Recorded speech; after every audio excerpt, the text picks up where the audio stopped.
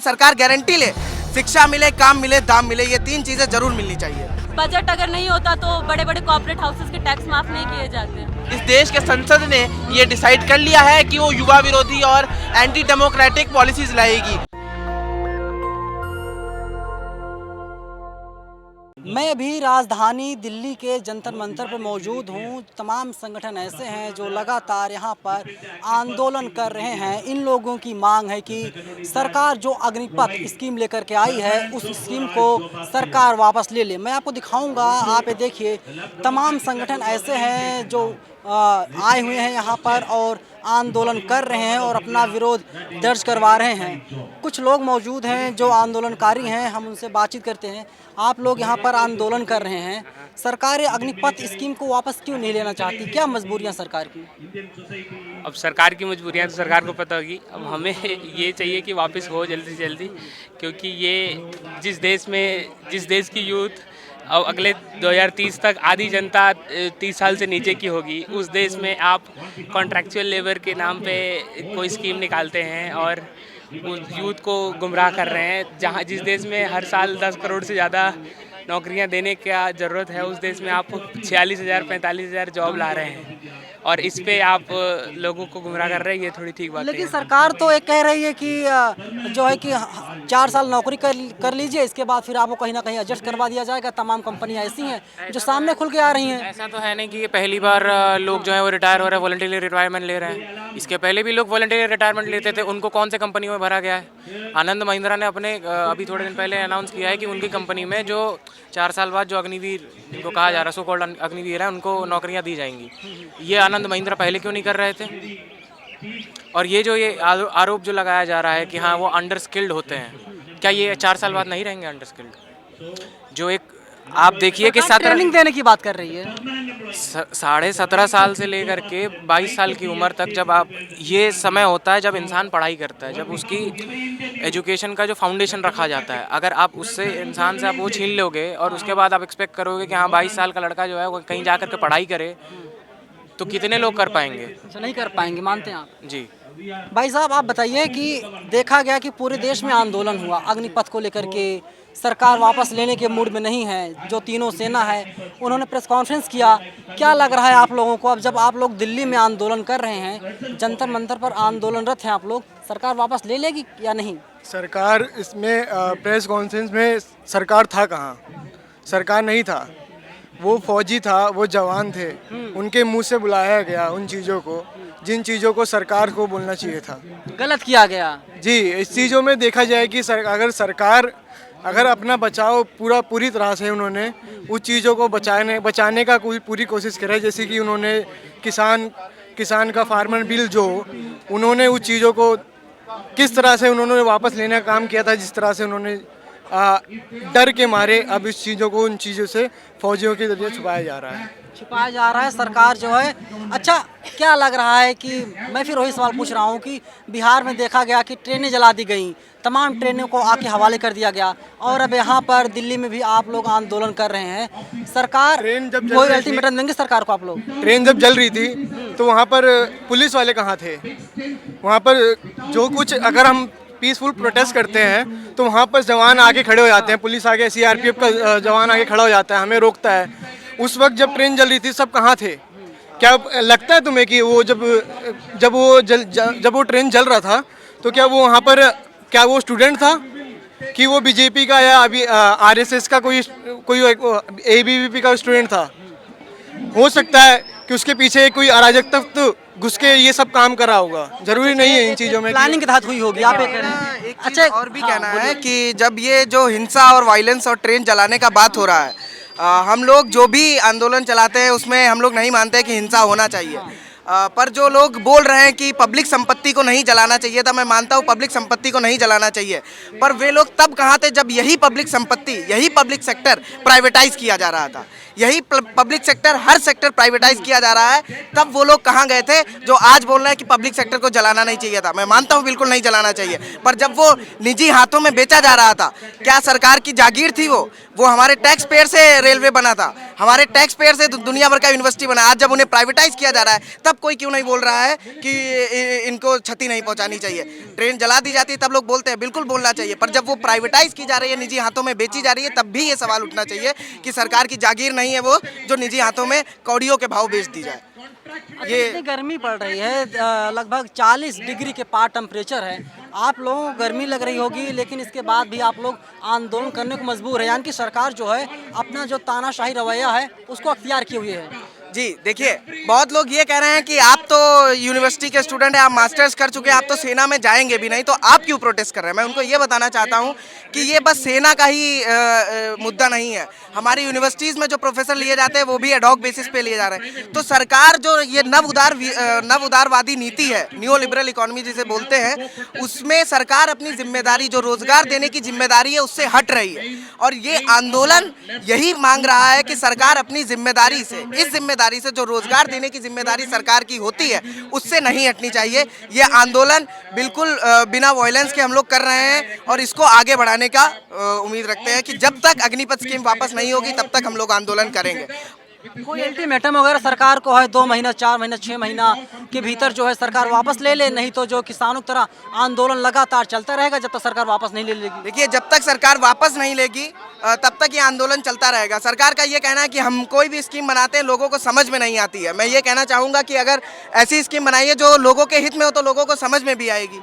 ठीक है, ऐसा नहीं होता कि लोगों को समझ में नहीं आती। 4 साल बाद वो युवा कहाँ जाएगा जो नौकरी कर रहा है, उसको 12 लाख दे के आप जो लॉलीपॉप पकड़ा रहे हैं, वो 12 साल कोई बिजनेस शुरू हुआ और वो ठप हो गया, उसके बाद वो युवा कहाँ जाएगा। कुछ गारंटी है आपका? सरकार का ये जिम्मेदारी होना चाहिए कि सरकार गारंटी ले, जो भी नागरिक है उसको काम मिले, उसको दाम मिले, शिक्षा मिले, काम मिले, दाम मिले, ये 3 चीज़ें जरूर मिलनी चाहिए। जो आंदोलनकारी छात्र हैं, जो बाहर से आए हुए हैं, अलग अलग संगठनों के हैं, उन लोगों से हमने बातचीत किया तो उन लोगों की यही मांग है कि जो ये सरकार अग्निपथ स्कीम लेकर के आई है, सरकार इसको वापस ले ले, ठीक उसी तरीके से जिस तरीके से किसान का जो बिल आया था, जो सरकार किसानों पर कानून बनाई थी और 1 साल से ज़्यादा आंदोलन चला, उसके बाद सरकार ने वापस ले लिया। देखिए, मैं आपको दिखाऊंगा कि ये जो संगठन है, ये लोग लगातार आंदोलन कर रहे हैं, लोग यहाँ पर नारे लगा रहे हैं और सरकार के खिलाफ ये लोग नारेबाजी कर रहे हैं और कह रहे हैं कि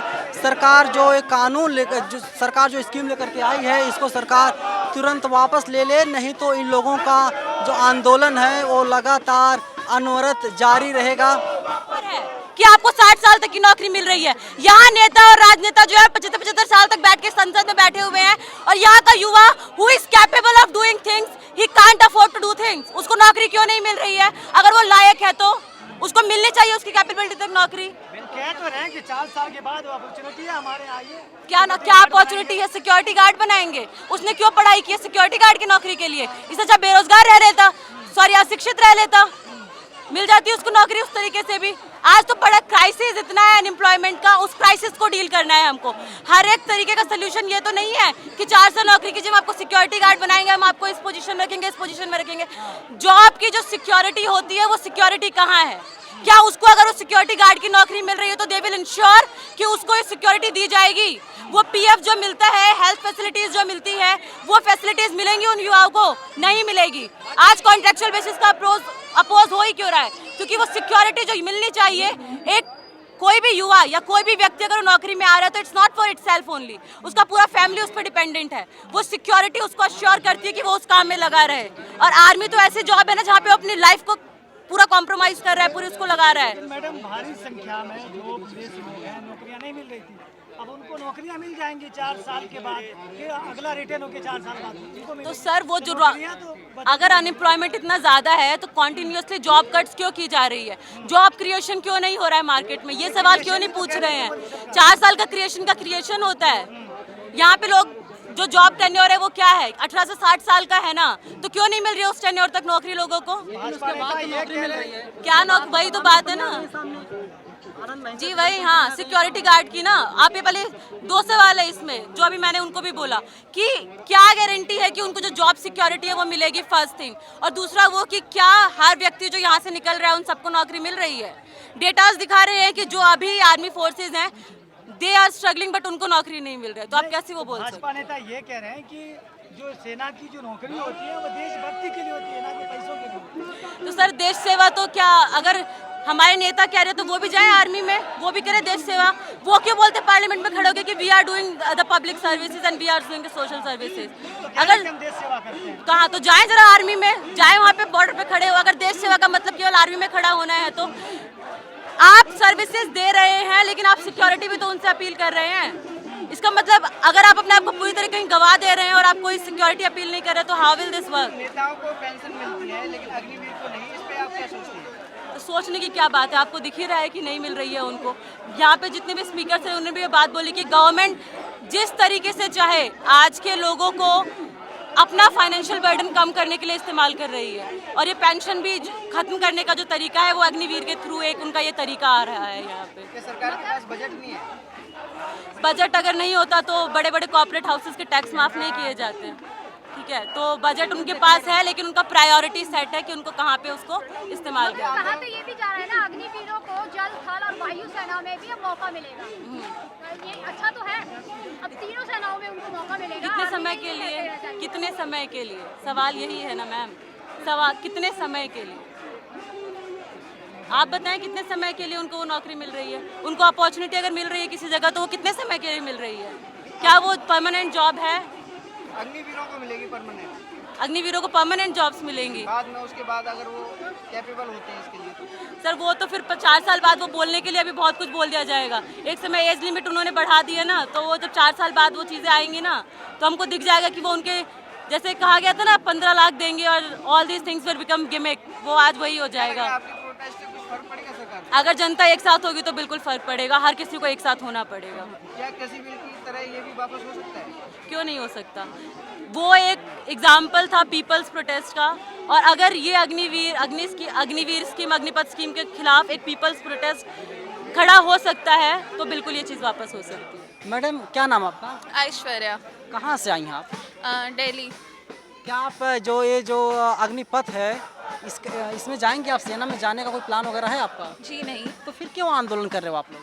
आंदोलन हमारे उन लोगों के लिए है, हमारे युवाओं के लिए है जो हमारे साथ हैं, उनके साथ जो गलत होने वाला है इस अग्निपथ स्कीम के तहत, हम उसके लिए आंदोलन कर रहे हैं। क्या गलत होने वाला, किस तरीके से आप लोग देख रहे हैं? सरकार तो कह रही है कि सरकार का ये अच्छा कदम है और बीते कई दशकों से इस पर विचार किया जा रहा था और आखिरकार अब जो 2022 में इसे लागू कर दिया गया, युवाओं के लिए लाया गया है। देखिए, आर्मी की ट्रेनिंग बहुत ज़्यादा ब्रूटल होती है। एक आर्मी वाला इतनी ट्रेनिंग के बाद हमारी सेना में सर्व करेगा, हमारी ग्रेट इंडियन आर्मी में, उसके बाद आप उनमें से सिर्फ 25% लोगों को नौकरियां देंगे, उसकी भी गारंटी नहीं ले रहे हैं आप। 25%, अप टू 25% कह रहे हैं आप, फिर 10% भी हो सकता है, वो 15% भी हो सकता है। तो आप ये करने की बात कर रहे हैं, आप 75% लोगों के बारे में तो सोच नहीं रहे हैं, तो ये गलत है। क्योंकि वैसे ही बेरोजगारी हमारे देश में इतनी ज़्यादा प्रोमिनेंट है, और फिर आप ये ऐसी स्कीम निकाल रहे हैं जिसपे आप एक तरीके से ठेके पे नौकरियां देंगे और फिर 4 साल बाद वही युवा फिर से बेरोजगार हो जाएंगे। तो आंदोलन कब तक जारी रखने का प्लान है आप लोगों का? आंदोलन हम तब तक जारी रखेंगे जब तक ये आर्मी का ठेकाकरण करने वाली पॉलिसी वापस नहीं होती, जब तक ये युवा विरोधी पॉलिसी वापस नहीं होती। इस देश के युवा, इस देश की जनता सड़कों पे डटी रहेगी। इस देश के संसद ने ये डिसाइड कर लिया है कि वो युवा विरोधी और एंटी डेमोक्रेटिक पॉलिसीज लाएगी। तो इस देश की जनता ने भी ये डिसाइड कर लिया है, अगर संसद की ताकत नहीं चलेगी तो सड़क की ताकत से हम विरोध करेंगे और वो पॉलिसीज वापस लेंगे। लेकिन देख रहे हैं नोटिफिकेशन आ गया, लगभग 60,000 बच्चों ने फॉर्म भी फिल कर दिया है। देखिए, 60,000 लोग 150 करोड़ में कोई बड़ी बात नहीं है। हमारे देश के ऐसे हालात हैं कि अगर आप उनको एक दिन का रोजगार भी दे दें, 1-2 लाख एप्लीकेशन तो उसके लिए भी आ जाएंगे। बात है कि पॉलिसी है कैसी। ये पॉलिसी से ठेकाकरण करना चाहती है आर्मी का, ये पॉलिसी चाहती है मिलिटराइजेशन करना सोसाइटी का। ये 4 साल के लिए युवा को रोजगार देके उनको बेरोजगार कर देना चाहती है। इससे वो अपना फायदा तो पूरा कर लेगी, पर इससे जो हजारों लाखों लोग बेरोजगार हो गए उनके साथ बहुत बड़ा अन्याय होगा। देखिए, बच्चे हैं, स्टूडेंट हैं, इनसे बात किया हमने, तो इन लोगों का यही मांग है कि जो है सरकार इसको वापस ले ले अग्निपथ स्कीम को, नहीं तो ये लोग अपना आंदोलन करते रहेंगे और सरकार को मजबूरन एक ना एक दिन इस पूरे योजना को वापस लेना पड़ेगा। अपने सहयोगी आशीष के साथ मैं नवीन कुमार नंदन, नेशनल दस्तक, दिल्ली। नेशनल दस्तक की आपसे गुजारिश है कि अगर इसको बचाना चाहते हैं तो नेशनल दस्तक को सब्सक्राइब करने के लिए रेड कलर के सब्सक्राइब बटन को दबाएं, फिर बेल आइकन की घंटी दबाएं। नेशनल दस्तक को बचाने के लिए बहुत ज़रूरी है कि हर खबर को शेयर करें, लाइक करें, कमेंट जरूर करें।